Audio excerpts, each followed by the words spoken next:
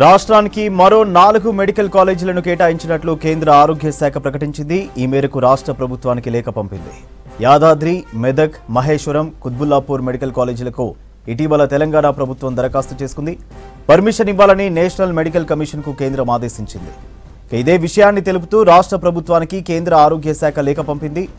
ఒక్కో కాలేజీలో 50 ఎంబీబీఎస్ సీట్ల చొప్పున మొత్తం 200 సీట్లు ఈ కాలేజీల్లో అందుబాటులోకి రానున్నాయి. ఈ ఏడాది ఇప్పటికే ములుగు, నర్సంపేట, గద్వాల, నారాయణపేట మెడికల్ కాలేజీలకు నేషనల్ మెడికల్ కమిషన్ అనుమతిచ్చింది. దీంతో తెలంగాణలో 400 మెడికల్ సీట్లు అందుబాటులోకి వచ్చాయి. ఈ సందర్భంగా కేంద్రానికి, ముఖ్యమంత్రి రేవంత్ రెడ్డికి వైద్య ఆరోగ్య శాఖ మంత్రి దామోదర రాజనరసింహ ధన్యవాదాలు తెలిపారు. రాష్ట్రానికి, తెలంగాణ యువతకు, ప్రజలకు 8 కొత్త మెడికల్ కాలేజీలు మంజూరైనాయి. గతంలో ఎన్ఎంసీకి అప్పీల్ చేసుకున్నాం.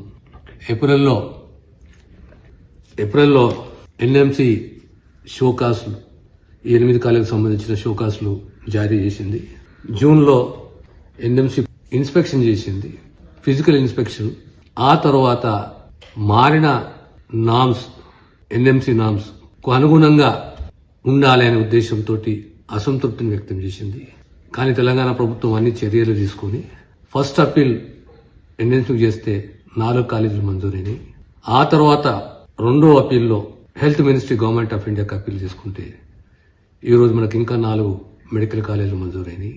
ప్రత్యేకంగా హెల్త్ డిపార్ట్మెంట్ అధికారులకు కానీ మొన్న జరిగిన జనరల్ ట్రాన్స్ఫర్స్, ప్రమోషన్స్, దీనివల్ల ఈ కొత్త 8 కాలేజీలలో హెచ్ఆర్ని మేము నింపడం జరిగింది.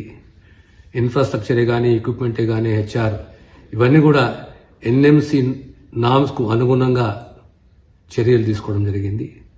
దానివల్ల ఈరోజు తెలంగాణ రాష్ట్రానికి కొత్తగా 8 మెడికల్ కాలేజీలు, అంటే 400 సీట్లు, ప్రతి మెడికల్ కాలేజీలో 50 సీట్ల ఇంటేక్ తోటి మనకు కాలేజ్ మంజూరైంది.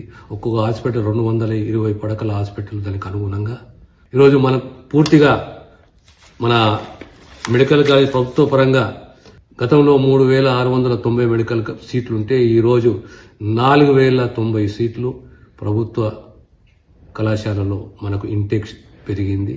మరొక్కసారి ప్రత్యేకంగా తెలంగాణ రాష్ట్ర ముఖ్యమంత్రి రేవంత్ రెడ్డి గారికి ధన్యవాదాలు. ప్రజలకు ఈ శుభవార్త తెలియజేస్తున్నాను.